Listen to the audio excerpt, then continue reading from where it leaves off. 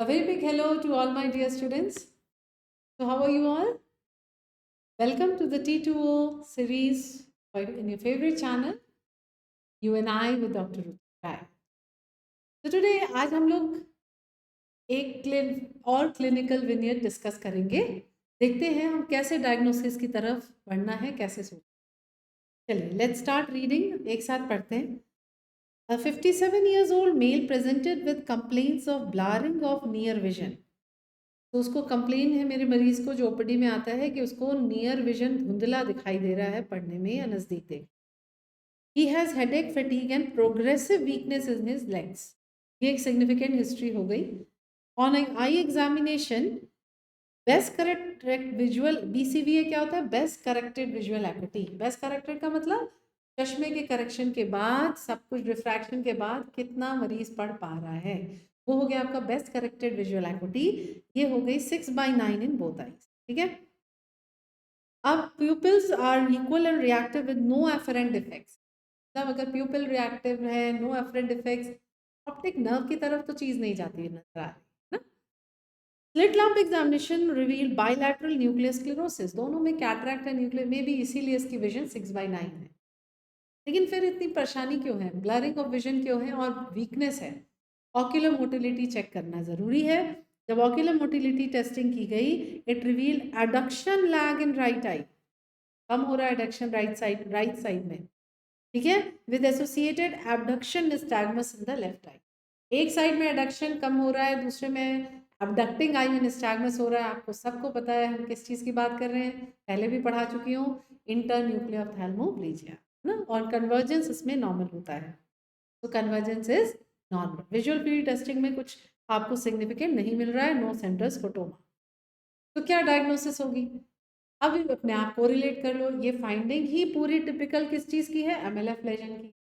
और generally MLF lesions किस में मिलते हैं? Multiple sclerosis. ये एक्सप्लेन करता है कि इस मरीज को ज़रूर मल्टीपल स्क्लेरोसिस है, जिसकी वजह से प्रोग्रेसिव वीकनेस हो रही है लेग्स में, और ये आपके हेडेक एंड फैटीग के सिम्टम्स इससे रिलेटेड है। और ब्लरिंग ऑफ नियर विजन उसकी मोटिलिटी डिफेक्ट से रिलेटेड। ठीक है। अब आप इसको, अगर इस इमेज को हम लोग साथ साथ रीड करें, तो जब ये राइट गेज में मरीज देखता है तो राइट आई अबडक्ट करिए, left eye adduct, no problem. लेकिन जब बाईं तरफ देखता है तो no adduction on the right side. इसमें निस्टैग्मस तो नहीं मेंशन किया इस इमेज में, बट ये और कन्वर्जेंस इसमें नॉर्मल है।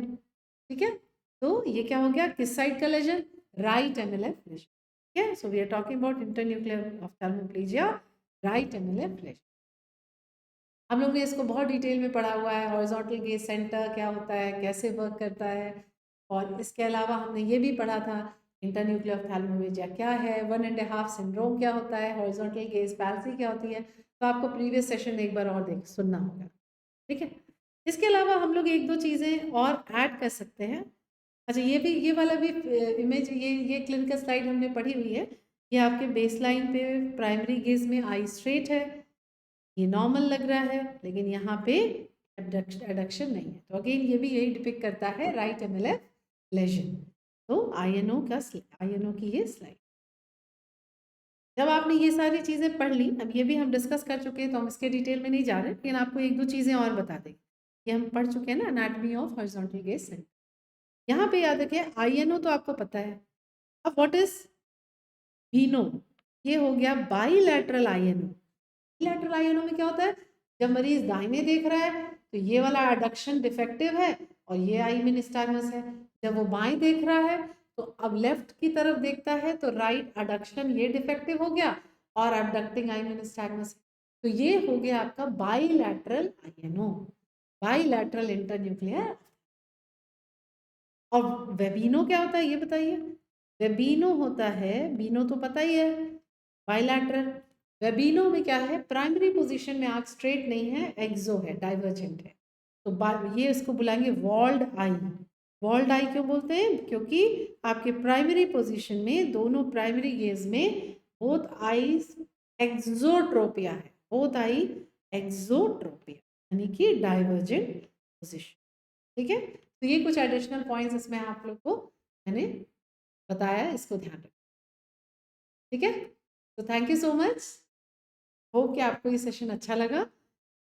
कीप लर्निंग, इसी तरह से पढ़ाई करते रहो sincerely, okay, keep working hard. Thank you, stay blessed and keep smile.